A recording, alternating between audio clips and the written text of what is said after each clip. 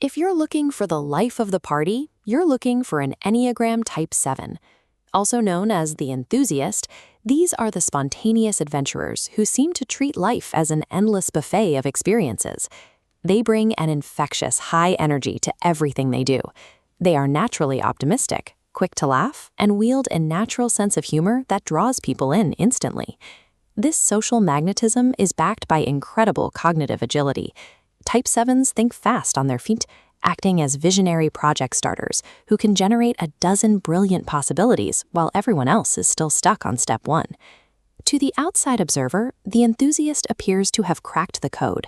They seem to have mastered the art of living fully, freely, and entirely without fear. But what happens to this personality when the project becomes tedious or the party finally ends? To understand a Type 7, you have to look at their core driver, the absolute necessity to avoid pain. That constant motion and relentless pursuit of novelty functions as an active flight response from mundane routines or uncomfortable realities. The enthusiast's intoxicating zest for life actually doubles as a highly elaborate psychological shield designed to keep suffering at bay. This engine of avoidance is powered by two foundational patterns: planning and gluttony. In the enthusiast's mind, planning is a mental obsession with the next exciting thing, used to avoid being present in the current moment. They also struggle with gluttony, an insatiable emotional longing to consume every possible pleasurable experience the world has to offer. In the real world, this translates into significant pitfalls. They tend to overschedule their days, overpromise their time, and struggle to prioritize basic responsibilities. This creates a specific relational fallout. When the initial thrill of a commitment fades, the Type 7 can become escapist and unreliable, often abandoning projects or people just as things get difficult.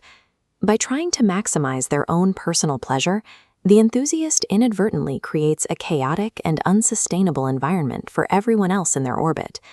To protect themselves from the damage they cause, they rely on a primary defense mechanism: rationalization. They use their quick wit to seamlessly explain away the messes they leave behind, deflecting difficult thoughts to avoid acknowledging their insensitivity. We can map this using the Enneagram mastery levels. At their lowest level of self-mastery, the enthusiast is scattered, impulsive, and defined by escapism. Even in the low-moderate state, the internal struggle remains. Here, their cheerful facade actually hides a deep, persistent anxiety. Without conscious intervention, these brilliant coping mechanisms become a trap. The enthusiast ends up stuck in the exact anxiety and pain they have spent their lives running from. To break free, the Type 7 must embrace a counterintuitive truth. The only way to escape pain is to stop running from it. Growth begins by borrowing from Type 5, the observer. This allows the enthusiast to embrace quiet reflection and use that space to effectively set their priorities. Next, they pull from Type 1, the perfectionist. This provides the strict discipline required to follow through and complete the tedious tasks they usually avoid.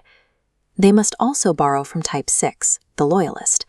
This helps them remove their rose-tinted glasses and realistically prepare for worst-case scenarios. Finally, they channel Type 8, the challenger.